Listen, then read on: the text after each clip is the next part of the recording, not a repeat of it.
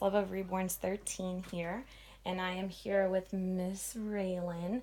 I had actually, she was really due for a change. Not really due, but the outfit I had her and I just absolutely love. It's a baby Gap 0 to 3 months, and it has that mint green elephant on. She wore that in actually the video I introduced her in. But I feel like it's time to change her. So I'm going to be changing her in the 0 to 3 month outfit from, it should be Old Navy. Yep. 0 to 3 month from Old Navy. It's got really pretty floral colors, and I think it's going to pop off really nice on her. So I will start changing her. And what I wanted to talk about in this video is to kind of bounce off a topic that another YouTuber did. And if you don't know Little Lake Babies, she is so sweet. Definitely go over to her YouTube and subscribe. I've been watching her for a while now, and she's just so sweet. And it's like, it's one of those channels where after I watch it, I just feel like, oh, like it's just refreshing. So absolutely adore her videos, and her babies are beautiful and she loves them so much, and it's a really cute channel. She's really sweet, and her dolls are just so stinking cute. So she has a great channel. But she had just did a video about talking about an experience of selling dolls, in particular her most recent, and just the experience she went through. So definitely go check that out. It was a certain situation of selling, not all of her experience of selling, but this one particular one, that something she learned from. So definitely check out that video because it's great. I thought I would talk a little bit about my experiences with selling dolls, especially having, been, I'm in the community for 7-8 months now, or in the hobby, I should say. And I've sold like about 7 or 8 dolls in a short span of time. And I thought it would be a really great topic. I have to fix your poor hair, girlfriend. It would be a really great thing for me to make a topic on and bounce off of, just to give, some more perspective on it. And when it comes to selling dolls, the first thing I would suggest is know why you're doing it. So when I started, when I started the hobby, I was just buying and buying different dolls. Now my price point was different then. I was buying dolls at a lower price point. Not that they weren't beautiful dolls. They were, but they were just at a different price point. And the more I got into the hobby, the more my desires and what I was looking for changed. And so with that, the price point went up. So a lot of the times I sold my dolls to be able to get another doll. Some of them are in my collection right now. And Miss Raylan happens to be one of them. And I would sell, I've done a couple of on eBay. I've done, oh, don't you look so sweet. I think I have a headband that'll look beautiful with this. Oh, guys, look at her. Oh, do you guys see that? Oh, she's not in the camera. Oh, my goodness. Those colors are great on her. Okay, I'm going to get her a headband while I'm still talking here. Sorry, I'm distracting myself. So I did do a couple on eBay. I also sold mainly my dolls on Facebook groups.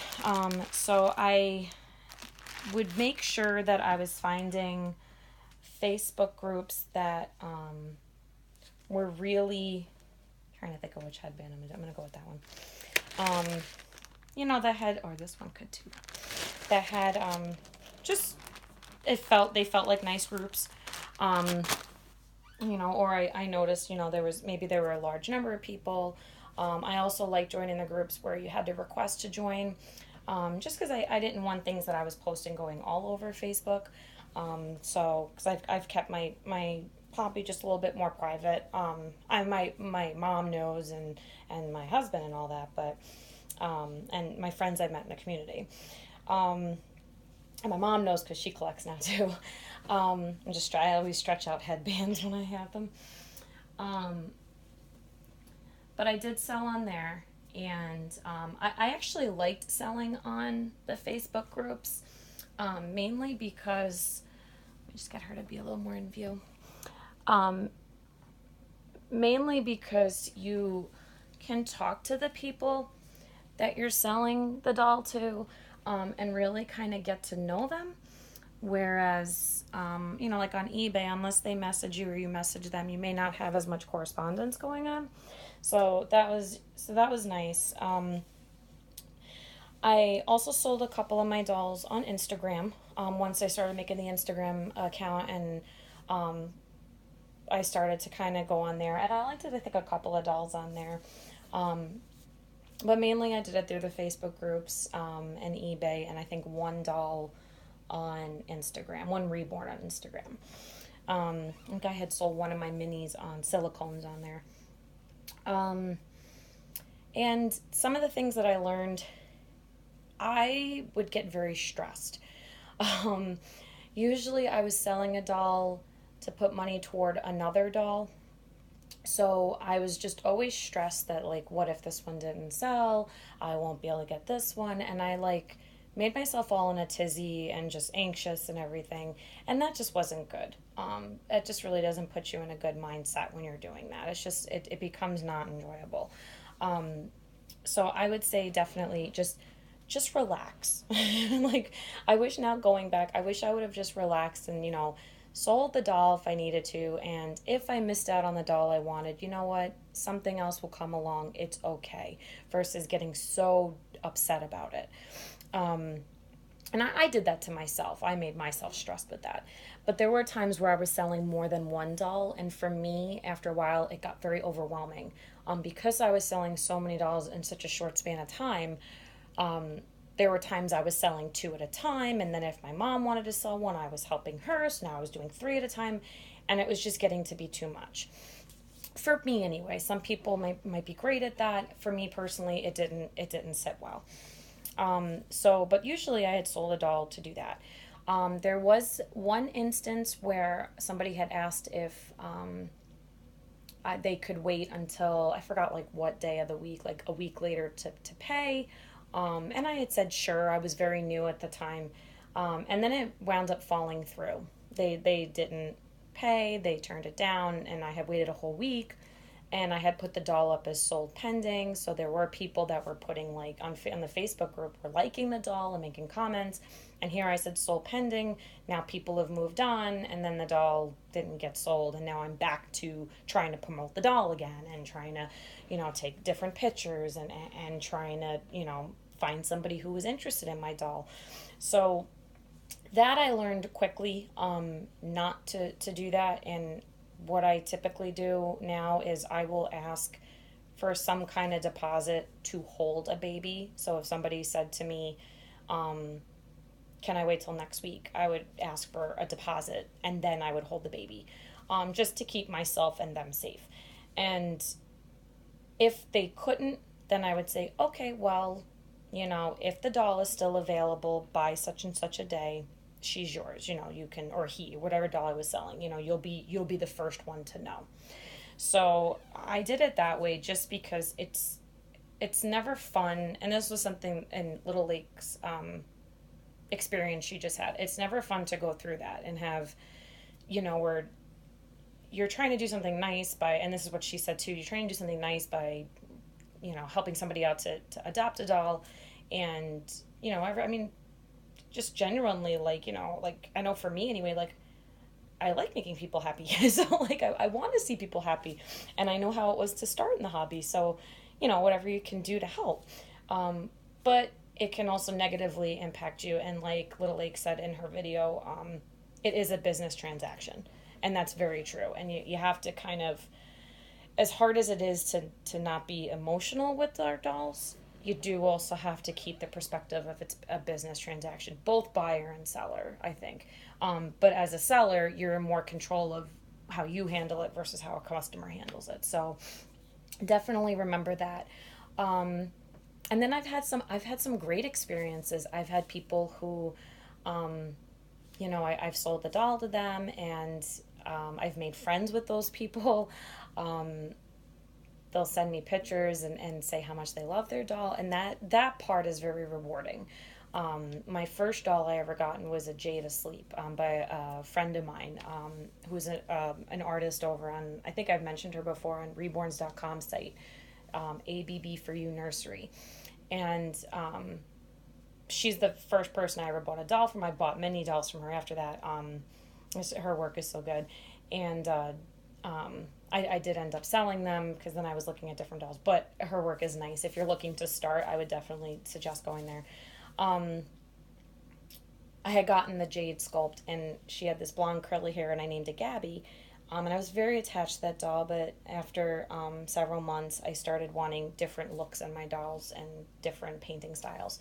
Um, and I had sold her to somebody who couldn't necessarily get an expensive reborn, but I knew this doll was really nice.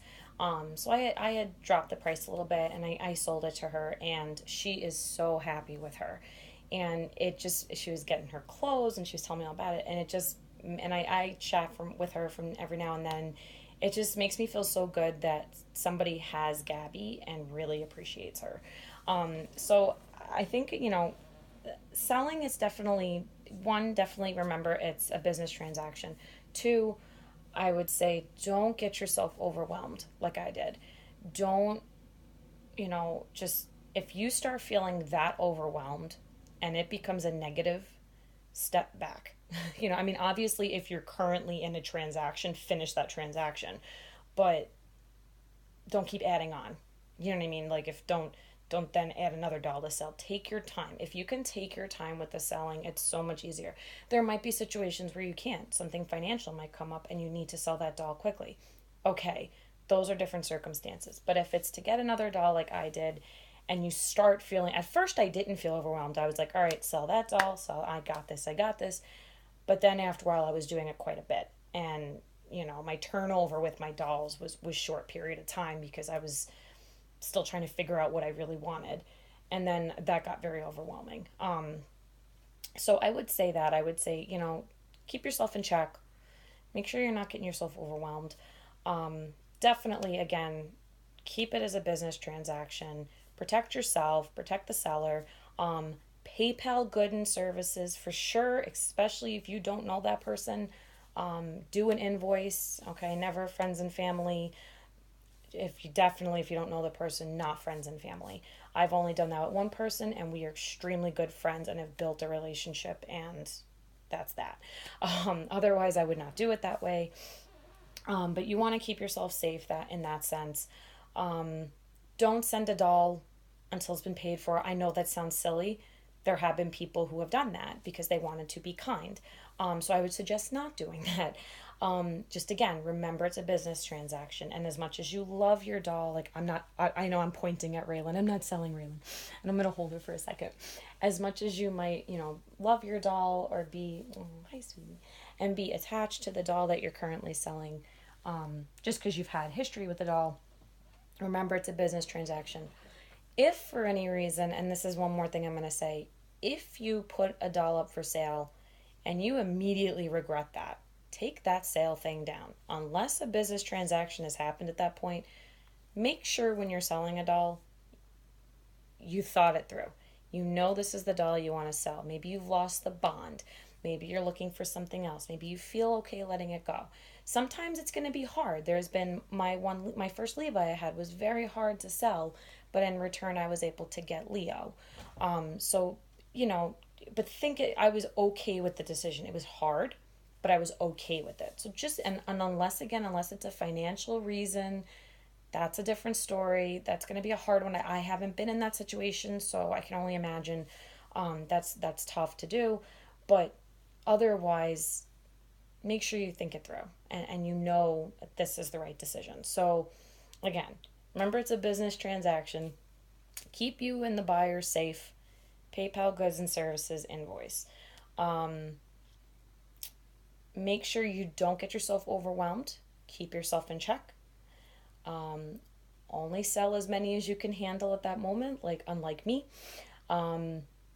It's okay to sell a doll. Keep that in mind, that it's okay. If you have a doll and then you feel like selling it because you don't like it or whatever, it's okay. Remember, it's a doll. At the end of the day, they are dolls. We love them. They do look like real babies, but they're artwork. They're they're a luxury item. Okay, so just remember that. And oh, I would say don't hold a baby. If they need to wait or do a payment plan, ask for a deposit. And otherwise, that's pretty much all the ideas I can think of that I learned through the process. I have now taken a break from selling because I am very content with my collection. So I'm not going into that again. So, but anyway, I know this video has kind of been a little longer than my normal one. So I will let you guys go. Hope you guys have a great day, night, weekend, weekday, whatever. It's the Saturday night right now. I've been filming a couple of videos because my kids are asleep and I can actually get it done. So I'm not sure when I'm going to load this one. But whenever it is, I hope you guys are having a great time, and I will talk to you soon. Bye.